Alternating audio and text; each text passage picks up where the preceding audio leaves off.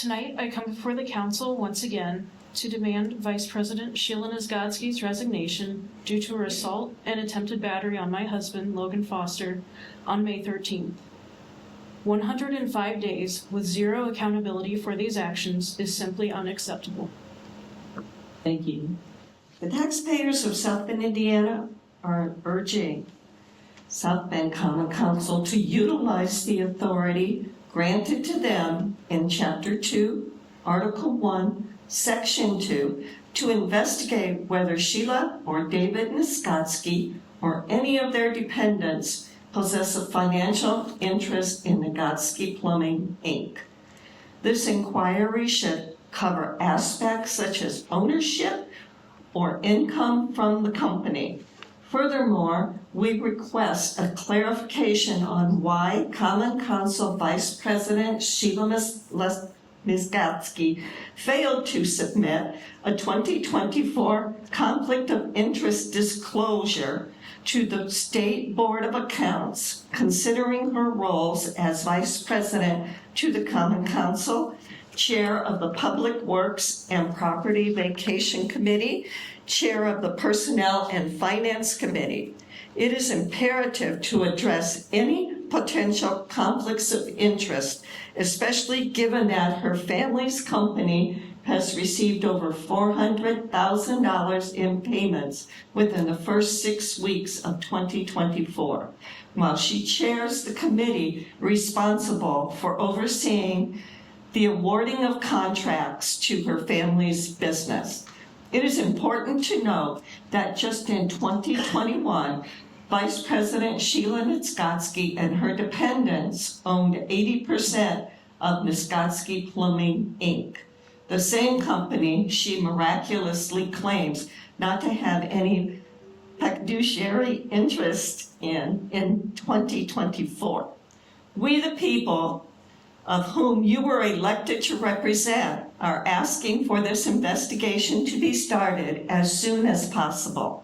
The taxpayers are also asking for Sheila Nizgodsky's resignation for her assault on a local journalist and media member, Logan Foster, in the council chambers, May 13, 2024. Thank you. On May 30th, 2024, I submitted a properly filed complaint with the Rules Committee of the South Bend Common Council regarding Sheila Nizgodsky's assault on Logan Foster. The council's Bob Palmer has attempted to suppress the complainant's speech on the subject, citing municipal code violations. What does the code actually say? Mr. Palmer, the code you referenced states, refer the complaint to the proper legal advisor or other person designated by the committee for such purpose, who shall perform a preliminary investigation and report back to the committee as soon as possible for their next meeting, where a recommendation as to the nature and scope of any further action on the case is then made. If the committee determines the complaint does not allege facts sufficient to constitute a code or statutory violation, the complaint shall be dismissed, and the complainant and council members so notified. All actions and all records relating to the preliminary investigation shall be confidential. Mr. Palmer, the code clearly indicates that the preliminary investigation must be conducted by an external legal advisor or other designated individual, and only the process is confidential. Furthermore, it is stated that you must notify the complainant when dismissing the case. The code does not impose a gag order on the complainant simply for submitting a complaint. Additionally, it does not require you, Bob Palmer, to disclose the names of the voting members in the executive session or the manner in which each member voted. If anyone violated the code you claimed was breached, it was you, Mr. Palmer. The public would not have been aware that Ophelia Rogers, Sharon McBride, and Troy Warner voted unanimously to absolve Sheila Nizgodsky from assaulting Logan Foster, unless you, Mr. Bob Palmer, informed us in writing on July 9, 2024, that those members voted in that manner. To the 3 members who voted to absolve Sheila Nizgodsky from assaulting Logan Foster on May 13, 2024, Troy Warner, Sharon McBride, and affiliate Golden Rogers. I firmly believe that you are now co-conspirators to the assault of Mr. Foster due to your blatant regards for the rules, ethics, and decorum. To the remaining 5 members, where is your action? You have an opportunity to correct this injustice. If Vice President Sheila Skowski refuses to step down, again, I'm requesting that you remove her from the committee assignments. It's been over 3 months. This is unacceptable. Do your job. I'm here tonight as the president of Businesses United 4. We are a corporation representing over 25 South Bend businesses and still growing. We are seeking fairness for the truly homeless in our community, as well as greater fiscal responsibility from our local government. And lastly, fairness and freedom for all media platforms to share and report on the actions of our government. All this is transparent and for the genuine improvement of the city of South Bend. Businesses United and the taxpayers of South Bend urge the South Bend Common Council to utilize the authority granted to them under Chapter 2, Article 1, Section 2, to investigate whether Sheila or David Niezgodski or any of their dependents possess a financial interest in Niezgodski Plumbing Incorporated. This inquiry should cover aspects such as ownership or income from the company. Furthermore, we request a clarification on why Common Council Vice President Sheila Niezgodski failed to submit a 2024 Conflict of Interest disclosure to the State Board of Accounts, considering her roles as Vice President of the Common Council, Chair of the Public Works Committee, Vacation Committee, and Chair of the Personnel and Finance Committee.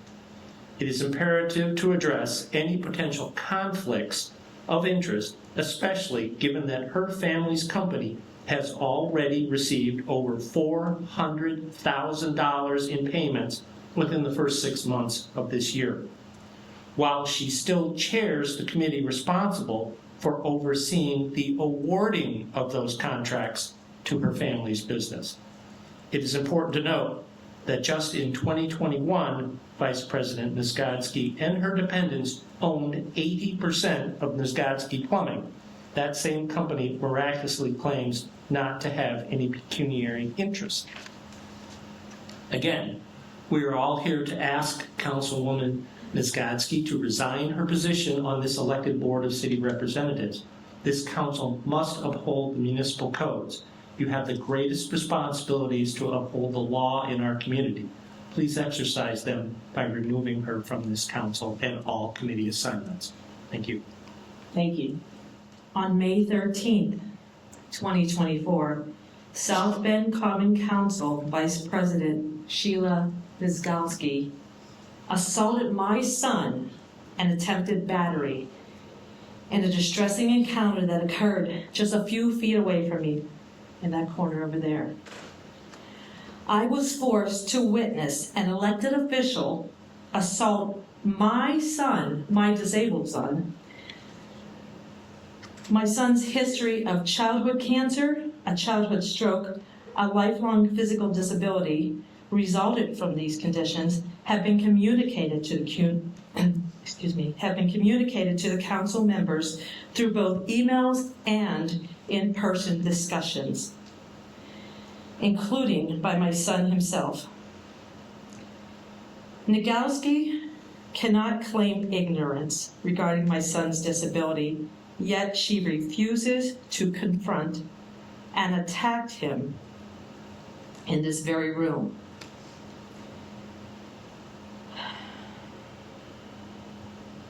This is difficult, and I'm shaking all over because of what I witnessed, not because I can't speak in front of people. So please excuse this. She made a deliberate choice, to assault a young man, a disabled person, and a member of the media. Furthermore, Niezgodski employed aggravated, coercive tactics demanding that he cease his investigation into her family's plumbing contracts and other business dealings. It is imperative that this council, that would be all of you, holds Ms. Goski accountable for her actions immediately. To Sheila Nagoski, from the mother of the young man you abused, a woman who witnessed an assault, and a human who watched your violent act, you need to resign from your position today. 30 seconds, ma'am. To the remaining 8 council members, shame on you. The time to act was May 13th, 2024. It is August 26th, 2024. It's never too late to do the right thing. Act today. The public is watching. I must reiterate the importance of allowing the floor to speak freely, without interjection from the chair or interruptions from the parliamentarian. It is imperative, given the recent history where my voice was unceremoniously dismissed, that we revisit the matter at hand concerning David Nagoski's 2024 contract with the City of South Bend. Contrary to claims made, evidence clearly shows that David's name, signature, and license are integrated within the documents of the 2024 submission to the Board of Public Works Utility Line Repair Program. So I ask, what consequences will the chair and parliamentarian face for curtailing the public's right to express their views on significant community issues? The chair and parliamentarian have sought to assert that David Nagoski's contract bears no relevance to the city, dismissing its validity for 2024. What will be the repercussions for the legal counsel who misadvised his colleagues, thus enabling the chair to silence valid discourse? Where's the accountability for these misguided assertions? Will either of you, the chair or the parliamentarian, extend an apology for your misjudgments? Mr. Palmer, your role demands that you offer legal opinions only when requested. Yet you provided unsolicited advice that led to incorrect conclusions, misleading the council when they sought clarification. Will you, at the very least, apologize to me and the taxpayers for your inadequate performance in recent months? Your misuse, Mr. Palmer, and misinterpretation of the municipal code to suppress dialogue, particularly through attempts to impose gag orders on those who submitted complaints to the Rules Committee, is completely unacceptable. The taxpayers deserve far better than what you have offered us. Lastly, I turn my attention to Sheila Nagoski. Nearly 4 months ago, you assaulted me. 4 months have elapsed since the incident where accountability for your assault is sorely lacking. The taxpayers expect you to face the music for your actions in this very chamber. 30 seconds, sir. We demand that you step down from your position today. The time has come to prioritize accountability and integrity over personal interests. Uphold the values you were elected to represent. Do the right thing and step down for the sake of our community and its trust. Nagoski, you lost the trust in our community. You lost the trust in the taxpayers, and I bet you lost the trust in your fellow council Thank you, members. sir. Time's up. Thank you. Thank you. That being said, this meeting stands adjourned. Good night. Oh, I'm sorry. Did you say anyone online? There is no one else online or from the public wishing to speak on privilege.